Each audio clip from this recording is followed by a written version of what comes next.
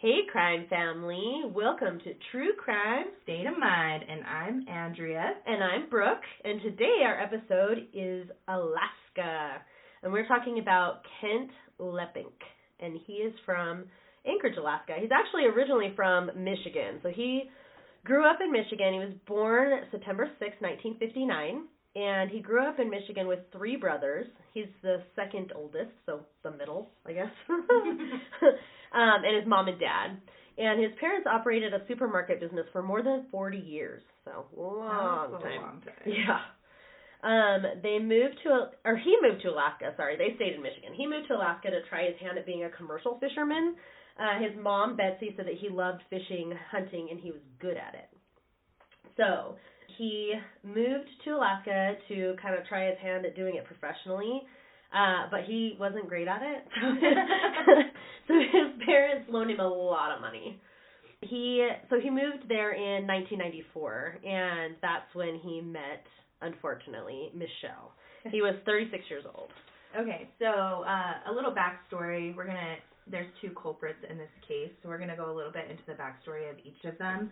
But Mechele Linehan, or Hughes at the time when she did move to Alaska, her father was in the United States Air Force, and they moved a lot throughout her childhood, obviously. After her mother and father divorced, her mother resettled her family in New Orleans, Louisiana, and this is where they had relatives, so they had other people in their family to kind of, support them. Mechele left home at the age of 16, and she moved to New York City. Nice. Yeah. Right? What a dreamer. She went there to be a model. She is a dreamer. Yeah, but unfortunately that didn't work out. So she actually became a delicatessen, which is that? I know. I had like to look a deli? it up. Yeah, working at a deli. Oh, okay. Yeah, and she actually worked there. It was owned by a man that she was dating at the time. Of course it was. I mean, and she's like 16, 17 years old. Oh. Yeah, so, I feel like this guy has to be a lot older than her. Yeah, but he owns the deli? Yeah, owns the deli, yeah. So that's kind of crazy.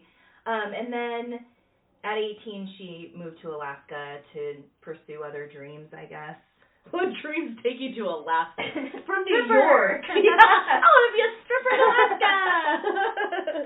Dreams, goals, guys. Goals. Make sure you have them. Dream big. Dream big. Oh, man. Then we're going to talk a little bit about John. He was a widower from the lower 48, so he moved to Alaska with his teenage son. They needed a reboot, basically, is why they went there. This was in 1994 when they moved there. So, who moves to Alaska for a first trip? I mean, I guess if you want to be out in the middle of nowhere with nobody. I know, right? I mean, it's so true. I also wonder why people come to Utah, so, that aren't from here. So truly. This was like a crazy time for all of these people. They had a weird living situation as they were all meeting each other. So bear with me. This is a crazy story. It's like a modern day, like, the woman being the polygamist. What's the word for that? Bigamist? Is it bigamist? No. But anyways, so when Mechele moved there, she was 18, as I mentioned, to Alaska, and she became an exotic dancer. And she was very popular with the men. Very popular. And funny thing is, like, one of her coworkers from back in the day said, Polyandry. Oh, polyandry! There we go. I knew it. It was on the tip of my tongue. Okay. That's so crazy. But yeah, so a coworker of hers mentioned that she wasn't very good at the dancing portion. Like, she didn't really put a lot of time towards that. She mostly just talked to people and flirted her way into thousands of dollars a night, apparently. Nice. Yeah, so. Go, girl. Yeah. Get it. I mean, I wish I could flirt that well. Right? So people would give me money. I don't even have to dance for it. Yeah. I'm just going to talk to you. Yeah, it's crazy. It's crazy to me. But this is how she met everyone. Yeah. There's quite a few men in this story, guys. We're dreaming. And this is like 90s. Yeah. This is like thousands of dollars a night in the 90s. Yeah. Can you imagine what that would be Which today? is crazy that that's 30 years ago, but Oh, man. Why did you have to say that? I know. Oh, my gosh. Oh, craziness. Okay, so she honestly was a good actress, is what all her coworkers would always say. So flirt, make that money, convince them that you love them, kind of thing. That's kind of what she was. Eventually, she made enough money to buy her own house. She got put down a really solid down payment on a home. So not too bad considering that the coworker, her name was Laura Apodicius, I think is kind of how you say it. I probably said that wrong, so don't judge me on that word. She said that Mechele wasn't really that good on stage, so she basically just Same. I mean, I've never tried, but I mean, there are reasons that we didn't take this route in life. So one night in 1994, she ended up talking to a man, Kent Leppink. He came to Alaska to be a commercial fisherman, as Brooke had mentioned before. He became one of Mechele's best customers. He definitely got to the point of obsession, a lot of people say. And remember, he was borrowing like pretty much all of his money from his parents right now, and he was spending it on Mechele. Yeah, everything on her. Like, that's how she was making $1,000 a night. Right? Yeah. I think she picks one guy at a time. That's kind of how it works. Okay, so he quickly became one of Mechele's best customers. So Kent moved into Mechele's house, even though she was already seeing another man named Scott. So, I mean, why not, right? Right? Let's move more people in. I'm already giving you all my money anyway. Might as well be roommates. But the kicker is, she's secretly engaged to Scott at this point. So, it's even crazier. So, she actually met Scott at the American Bush Company as well. Surprise. I know. I'm not shocked at that. I'm not shocked. And he traveled quite a bit for work. So when he wasn't traveling, he stayed with Mechele and Kent. Kent didn't really seem to worry because she had told him that Scott was gay. And then she also told Scott that Kent was gay. So, I mean... That'll end well. I mean, how do you keep up this charade is what I'm wondering. Like, are they ever, like, physical? Like, you would see that if you were in the same home. I guess with Kent, I mean, but he seemed like he was always there, so. Yeah, Kent was always there, except for when he was fishing, I guess. Yeah, but he wasn't very good at fishing. Right. So. Doesn't mean you didn't try. Yeah, that's true. But Scott wasn't there very often. He moved around a lot. I'm not moved, but, like, was working a lot. Right, exactly. So, if this wasn't crazy enough, Mechele met another guy. This is guy numero tres. Number 3, guys. Yep, John Carlin the third. And he's the third. Yes. Oh, that's weird. Yeah. Anyway, so pretty crazy stuff there. So things were definitely getting complicated at this point. You know what I mean? So soon after meeting John, he invited Mechele to go to Europe with him, or Amsterdam, to be specific there. And when her home was being remodeled that year, asked her to move in with him. And not only her moving in with him, but Kent came along, and then Scott was there when he wasn't traveling. Yeah, I'll live with you for a little while. Can my side piece and my other side piece come? Yeah, I mean, they're both gay, though, so don't worry. Don't worry. They're both gay. So, I mean, whatever. The great thing so John, he had his teenage son, as I mentioned before, and so Mechele really stepped up. She became, like, a motherly figure, like a big sister, I guess, is what a lot of articles were saying. Big sister to him, definitely took care of him. So, obviously, this is going to make John fall madly in love with her. Because who wouldn't want to see that for their child after they just lost the mother of the child? So, sad situation, but he was buying her fur coats, he was paying for her home remodel. I mean, anything that she needed, he was more than willing to give it to her. So, definitely one of those situations where you're like, that's definitely gold digger, sugar daddy status. Oh, yeah. So. She's got 3 of those. I mean. Sugar daddies. Well, that's true. I guess get it, again. No wonder she had money. No kidding. Seriously. Goodness. So, with Scott, obviously she was engaged to him secretly during all this situation, but he decided, you know what, this is too much for me kind of thing, and he moved back to California, and they broke up for a brief period of time. So eventually, during this time, John decided that, hey, I love this woman, let's get engaged. So during this time, he proposed to Mechele, and I assume that she said yes, but she says that she was only engaged ever to Scott. So. Yeah, she later says it's only Scott. Yeah. Scott was the only one I was ever actually engaged to. But all three men say, no, I was engaged to her. Exactly. So it's just like a crazy situation. It's not even a triangle, it's a square. Oh. So, the brief breakup between this, like I mentioned, it didn't last long, but he didn't move back to Alaska. He's like, no, thank you. I think I'll just stay here in California. But this made it so Mechele decided to take off for a couple weeks at a time and go stay with Scott. So John mentions that he was pretty in the know. He knew what was going on. He had a good feeling that, you know, things were different than what it seemed. But apparently Kent had no idea. Like, he's just, like, oblivious to all of this situation. Like, that's so sad that he was so in love that he was just like, yeah, this other guy that's in your life, that's been in your life longer than I have, he's gay, so no worries. And then this other dude that we're staying with is just, I guess, a friend? Yeah, but what is so weird about it is people are saying that she was much more affectionate towards John than she ever was towards Kent. Interesting. Yeah. And John's a lot older, I think. Yeah, he is a lot older. He is a lot older. So I think maybe the situation, maybe she found something in him that made her feel comforted. But Kent seemed, like, from what I read, not saying that any of this is justified, but he seemed to have an obsession, like I mentioned before. He just couldn't live without her. He would have conversations with his family saying, I love her, I can't live without her, I need her in my life kind of thing. Mm-hmm. And so it's just kind of sad. He actually called his mother and he's like, she finally agreed to marry me. We're going to set a date. We're going to start, you know, setting up this wedding, and I'm so excited. She told me she wants to have a different life and she wants to be happy and start a family.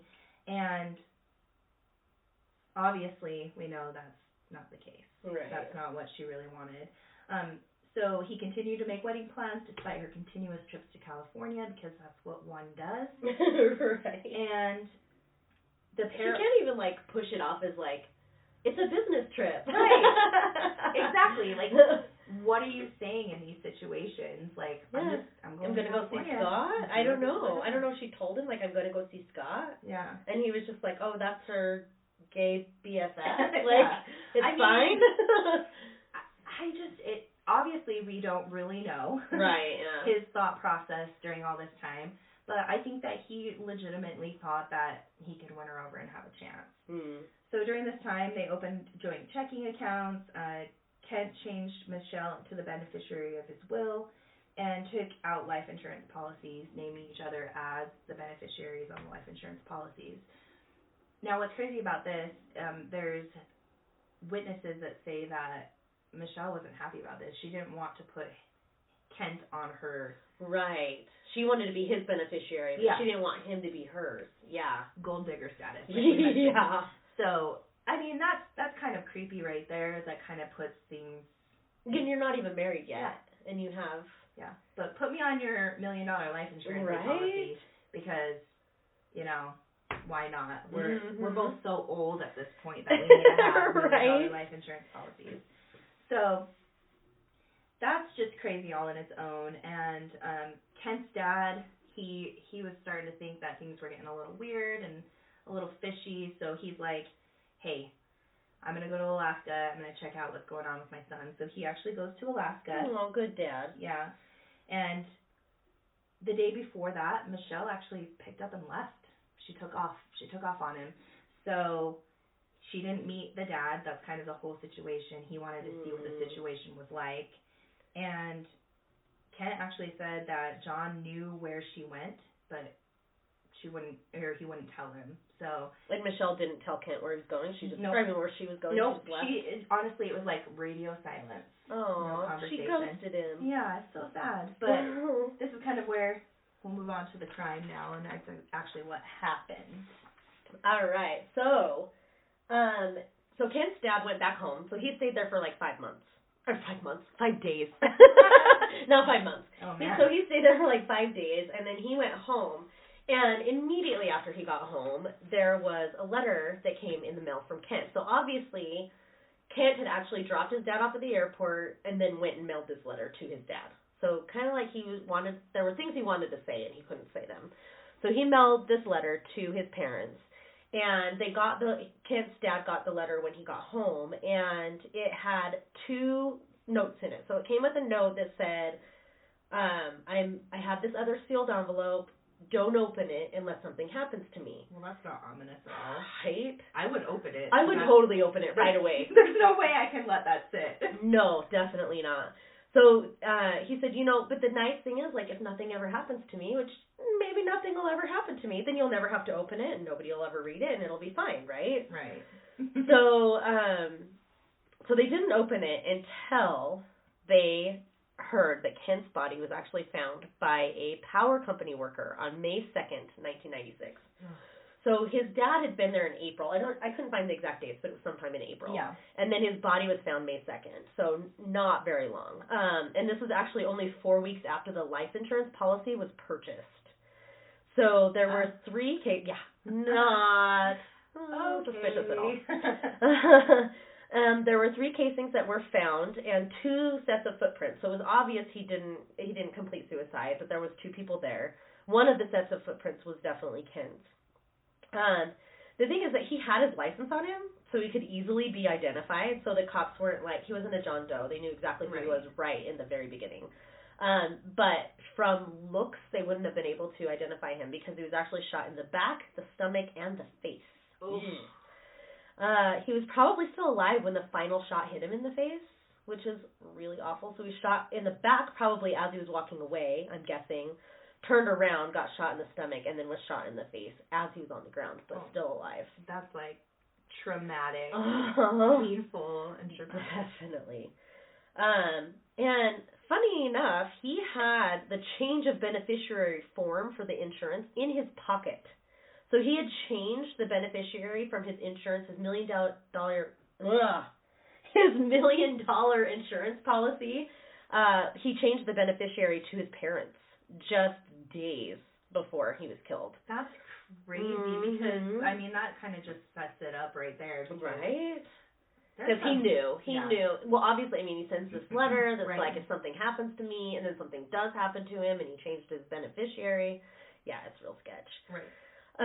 So he was killed by a Desert Eagle .44 caliber pistol. I don't know anything about guns, guys, so don't ask. Me either. Yeah. And they connected Kent to Mechele because he had a checkbook in his pocket that was the joint checking account that they had together. And he was found in Hope, Alaska, which is interesting because Anchorage, Alaska, which is where they're from, has a population of 290,000 people.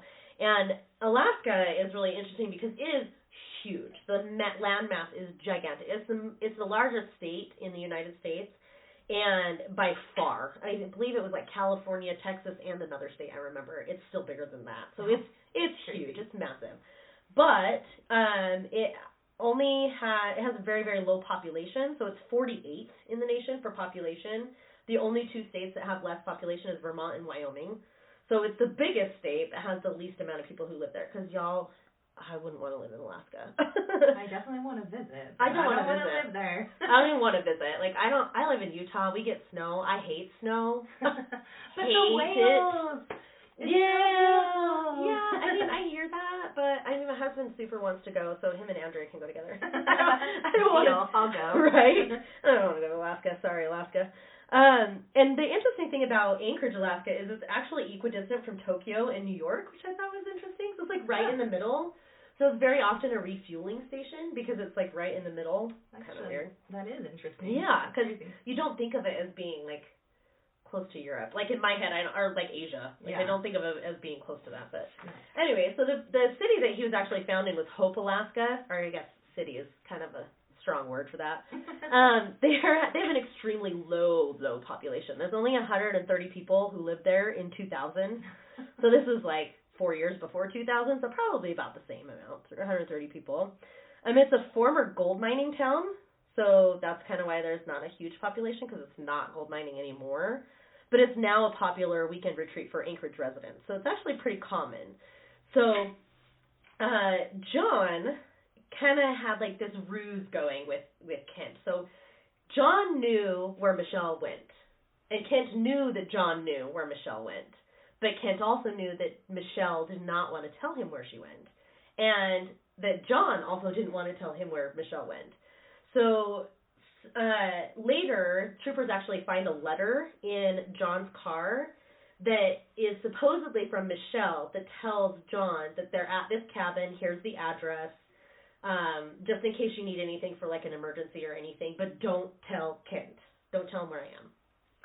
So they think what happened was he gave this letter to Kent, or Kent magically found this letter. That's how it always happens. Right. Oh, it was, no, sorry, I'm back up. It wasn't in John's car, it was in Kent's car that they found this letter. Oh, okay. So they found this letter in Kent's car, but guess who had Kent's car? John. Yeah. John had Kent's car. So they had this letter that had this address on it of this supposed cabin where they were in Hope, Alaska, which is a normal weekend retreat for Anchorage people, so it wasn't like a big stretch. But apparently the address of the cabin didn't actually exist. So he went to this open field. There was nothing there. Supposedly that's where the cabin was supposed to be. And then Kent ends up being shot. So troopers obviously connected Mechele to Kent because of the checking account. So they went and picked her up, and they're like, hey, we found this guy Kent, and we just want to know, like, what's your relationship with him? You have a joint checking account, but you're not married, so what's the deal with that? And she says, oh, we sort of have an open relationship, but we're kind of engaged, but we're not really engaged. It's because he's gay, and he doesn't want to tell his parents he's gay. And so I'm his beard, basically. Yeah. And his parents later are interviewed, and they say, we wouldn't have cared. Like, we honestly would not have cared if he were gay. He was not gay. Yeah. He's 36 years old and lives, like, states away from his parents. Like, what would he have, to lose? I mean, I guess they were his money line, but... Oh, that's true. But, I mean, they were like, we wouldn't have cut him off or anything. Like, that didn't matter to us at all. So... Then Kent's parents hear about his death, so they open this extra letter, right?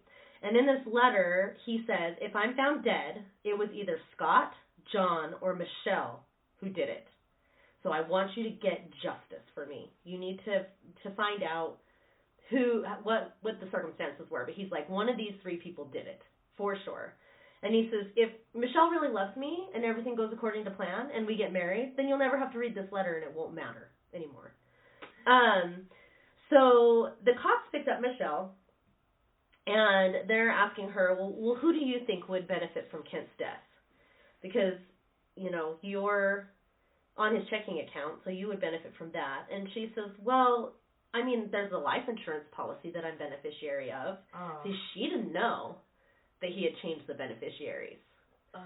So she's like, volunteering herself as a suspect, I know, really. Like, that's really what that was. Right? Like, hey, I mean, I could get $1 million if he dies, but it's not me, okay? But I didn't do it. It wasn't me. I didn't do it. So, but then she, of course, volunteers, but I have an alibi because I wasn't even in Alaska. And she's like, I don't know anything about this cabin. I don't know anything about this letter. I was not in Alaska. I was in California with Scott. Or she was at Lake Tahoe. Yeah, Lake Tahoe. Which is in California. So she was not even anywhere near it. And so and then they tied John to the murder because John, remember, had Kent's car. So they're looking for Kent's car. They find Kent's car with John. But he claims, I don't have anything to do with the murder. I don't know why I have Kent's car. Like, he just doesn't really say, like, oh, he left it. He doesn't say anything about the car. He just happens to have it. And they find the letter to Mechele, from Mechele to John inside the car, in Kent's car, that took him to that cabin. Troopers, they felt like John had a lot to do with the the murder, but they really didn't think Scott had anything to do with it. Like, they really thought he was just a patsy. He was an alibi for Mechele. So poor Scott. I mean, I feel for the guy. I feel for all three of these guys, honestly. I mean, well, not so much John because he murdered him, but like I mean, she really played all three of these guys. Yeah, she did. Mhm. So when they heard of the letter and the connection to John, they questioned him, and he said, "I've never owned a .44 caliber gun. I don't have a Desert Eagle. I've never owned a Desert Eagle." So then the state troopers go to his house with a warrant, and they find all kinds of guns. I mean, it's Alaska. I feel like everybody has. I mean, they're all hunters. Yeah, I feel like if you live in Alaska and you don't have a gun, you're right? an outcast. It's right? Weird, There's, so. yeah, a lot of people. It's kind of like Texas. Yeah, there we go. For different reasons. For different reasons, yeah. So they found all kinds of guns, but they did not find a Desert Eagle .44 caliber gun. But they did find an empty holster for a Desert Eagle. So yeah. But they also took his computers. But the investigators, they couldn't officially close the case because they just felt like they just didn't have enough. It was all very circumstantial. They didn't want to try the suspects at that point because they'd not heard about this letter either that Kent's parents received. So they had not heard about this letter. It was kind of like we don't have a weapon, so we can't really tie that to the body, and it's all circumstantial. So then Mechele actually, surprise, never married Scott or John. Nope. Or Kent, obviously. And she went on to get her master's degree in public administration, and she married an aspiring doctor in Washington State. And they have one daughter together. And now Andrew's going to tell you all about the investigation.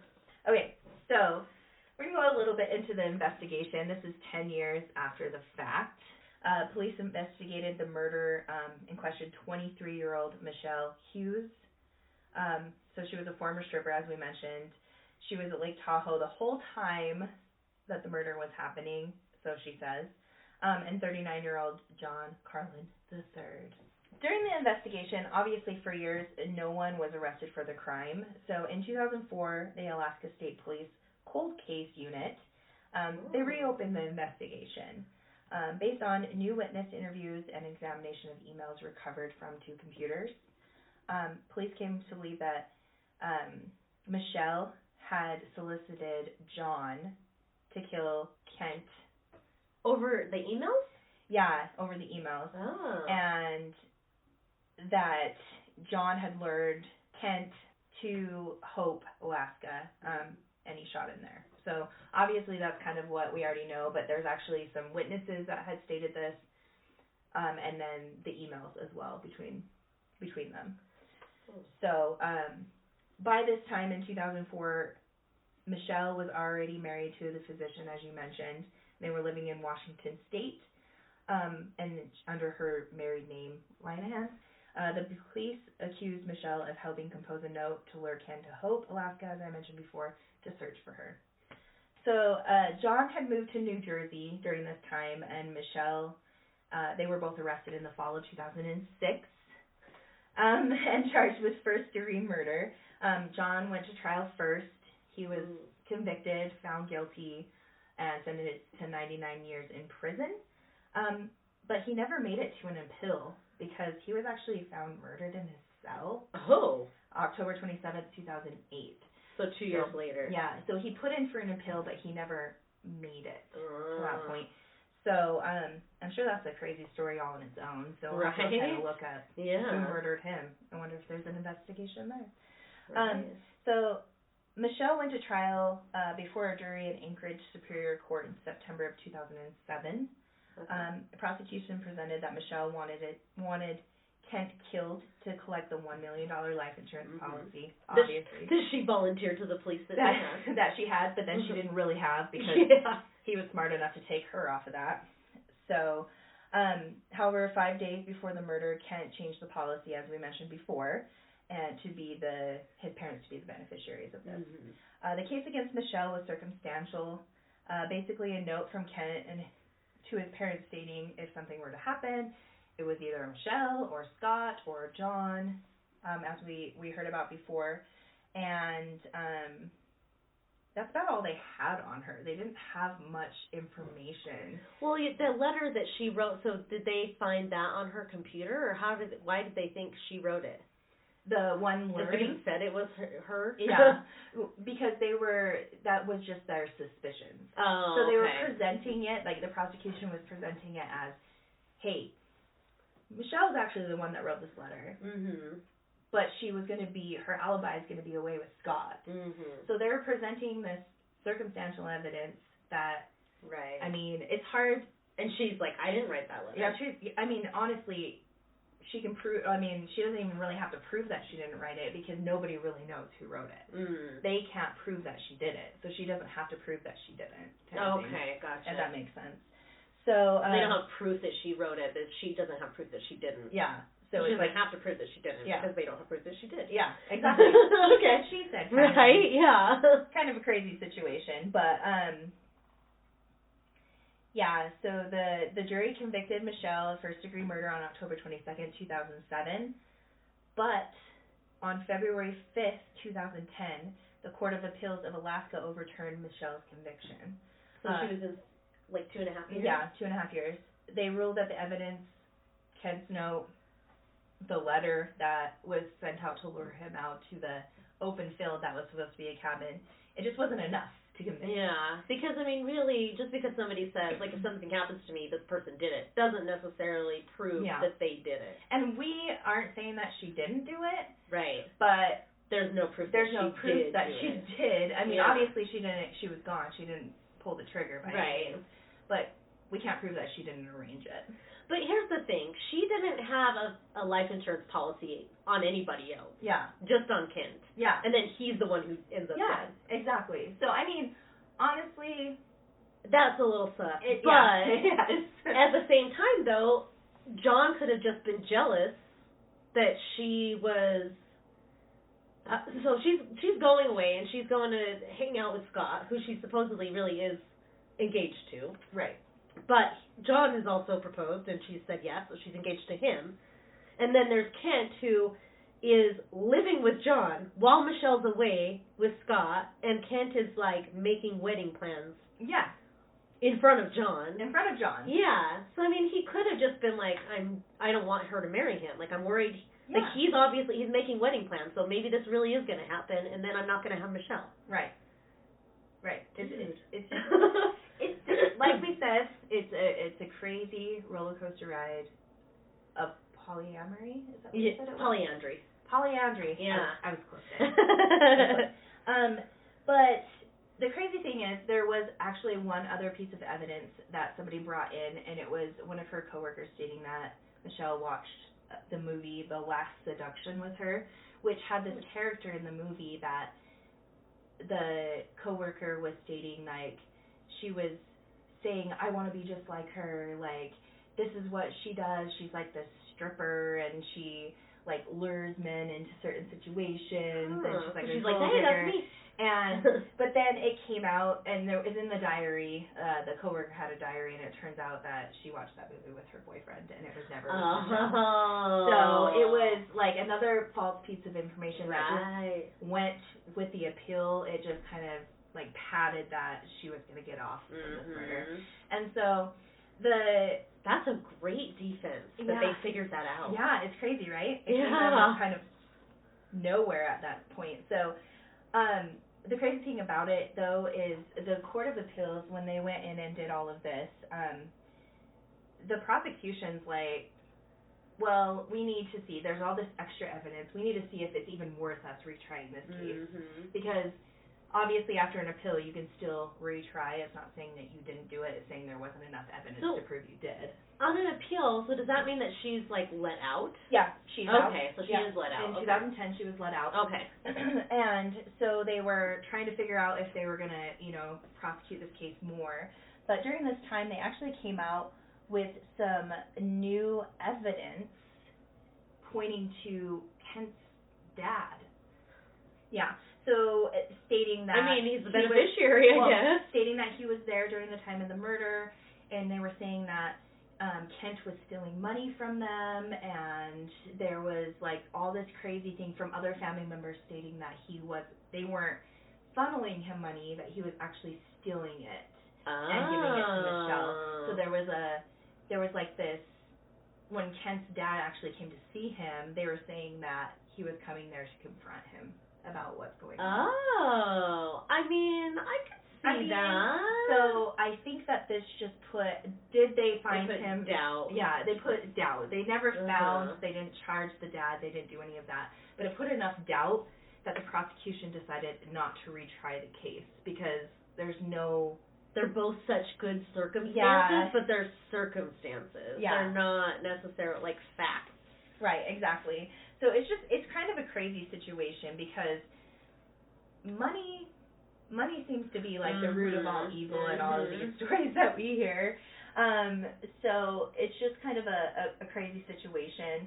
On August 6, 2012, after Mechele's attorneys presented the newly discovered evidence, which is stuff about Kent's family that was brought up, and then like the diary stuff from the former coworker being false. So this is 2 years later. Yeah, so 2 years later. Yeah. The prosecution abandoned its efforts to seek a new indictment. So basically, she's out. She's with her. From what I read, up until this point, she's still with her new physician husband and their daughter. So. He stood by her for the most part, but there's lots of pictures of them like kissing and No, I'm just kidding. That was me. She is very beautiful. Very beautiful. Yeah. I mean, she was blonde when all this happened. This cute little 19, 20-year-old blonde, you know, and so now she's brunette, but she's still gorgeous. Still beautiful. She's just beautiful. Yeah. But sometimes she's like a siren. Yeah, there we go. Like luring all these men to her. Like then you add in her husband, and now it's a hexagon. Not even a square anymore. Not even a square anymore. But yeah, so just crazy. Yeah. So we have the John who went to jail, was convicted, went to jail, then was killed in jail, and then she was convicted, went to jail, but got out on appeal. So. Which, honestly, rightfully so. I mean, I don't know if she did it or if she didn't do it, but I could see why the prosecution was like, we can't try this again. Well, I mean, in America, you have to, you know, by a reasonable doubt, without a reasonable doubt, so you have to know somebody did it. Right. Like, you have to be convincing when you're trying to tell somebody, so. Crazy. Yeah, crazy. So, my sources for this episode were a Snapped episode, which I love Snapped, guys, from January 29th, 2009, the Alaskan Temptress article in People from November 5th, 2007, and an article in Oceania's Herald Journal article from July 31st, 2008. And my sources for this podcast were the Snapped episode, of course. Because you have to have snaps on right? Profile Facts, which is a website that gives you some information on murders and convictions. Murderpedia. The National Registry of Exonerations. Ooh. Oh, I know, I got fancy with that one. And the Cinemaholic. Huh. All right. Well, next time, guys, we're going to be doing a case from Washington State, and we are doing the Tacoma Mall shooting of 2005. You can find us on YouTube, TikTok, Facebook, Instagram, Snapchat, Twitter, and Patreon. On all of those, we are True Crime State of Mind, or if it's a shorter one, like Twitter, then it's just True Crime State, because they won't let you have a long one. And you can also find us at www.truecrimestateofmind.com. Just when you think you're out, we pull you back in.